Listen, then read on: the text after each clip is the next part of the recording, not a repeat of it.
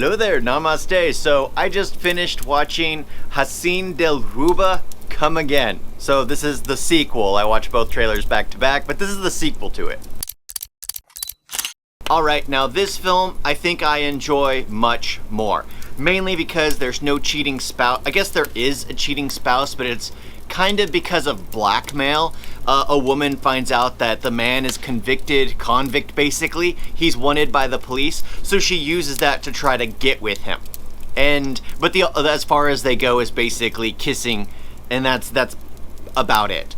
But this involves much more. Apparently there's another person who's absolutely obsessed with the books and just falls in love with Ronnie, because they're living apart now, because she's supposed to be a widower. He falls in love with Ronnie and basically pursues her, and he turns out to be completely insane, absolutely in love with killing people. He murdered his entire family, it seems, and it's just nuts. It's a very good story. Now this one really did work because it turns out that his cousin's uncle, so like a distant relation from himself, is hunting him down. He's like a very well-known cop, and he basically goes, oh, I was at your guys' wedding. I danced a lot. Only for him to be hunting them down because, well, his favorite nephew went missing. The story's just very, very interesting, and those were crocodiles in the water. I know when I did my review, watch the trailers, I was like, alligators? But those were crocodiles in the water. Those were crocodiles. But dang, there were some big, big crocodiles. But it's funny how everything is based off the books. Everything is based off this author, what he wrote. Let's just copy what he did. So it's kind of funny. But I gotta say, I did enjoy this one much more, mainly because they didn't lean into the humor as much like in the first one.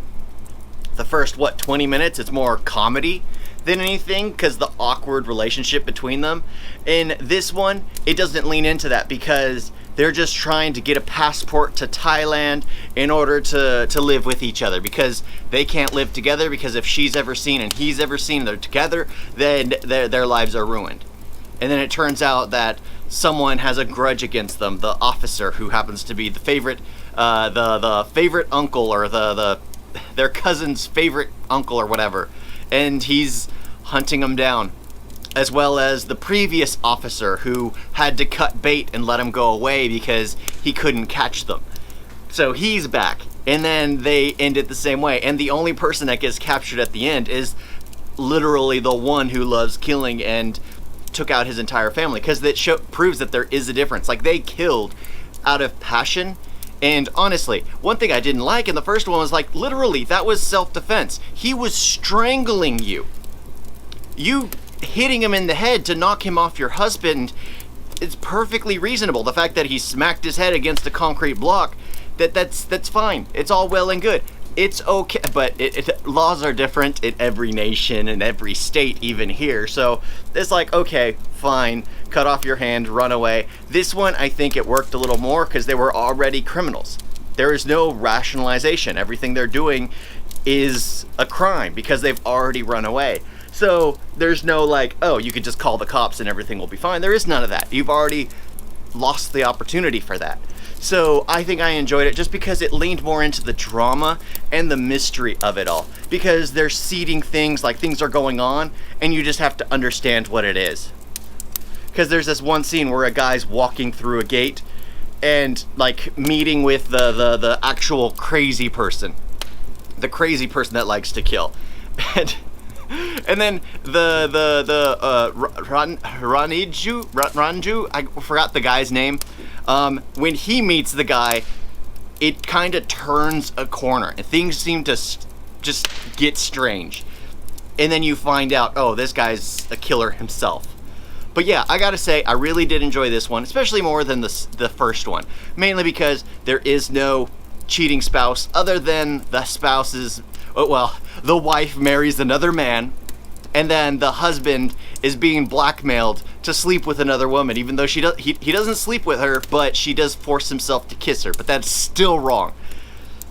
But then again, when people are crazy, people are crazy. I mean, it's difficult. It's a gray area, and the woman was crippled as well. So that one would be a difficult one. That one's a questionable one. It's like, how do you get out of that situation?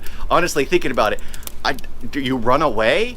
But then again, you can't run away because then you're gonna end up abandoning your wife. You can't abandon your wife, but you can't cheat on your wife. So what would you do in that situation? Because that's the thing I was worried about. It's just like, okay, if I end up in a crime and I run away with my wife pretending to be dead and it's found out and someone tries to blackmail me with that, what's the outcome there? What's the outcome? Because you can't cheat on your wife who you've run away with, you've risked your life for. It was just like nuts. So he's like literally got his hands tied because he can't run away and abandon his wife in that bad situation. Yet he's being forced into this bad situation that makes his wife uncomfortable and really angry. It's just it was just like watching. I'm like, that poor guy. That would be a difficult, next to impossible situation to be with, because you don't want to destroy anything with your wife's chances.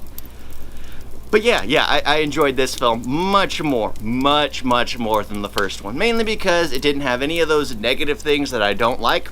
Cheating spouses, well, the little bit they had, I guess. But it didn't have it to the extent where you're flat out completely sleeping with someone else. Even though cheating's cheating, it doesn't matter what it is. Doesn't matter what it is, it's still cheating.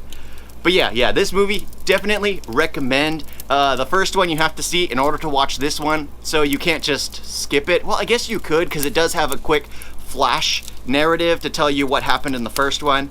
Yeah, so if you just want to watch the second one, which is honestly more enjoyable for me, in my situation, I think it's more enjoyable, but all in all, definitely recommend this one. Thank you all for watching. Talk to you next time. Toodles.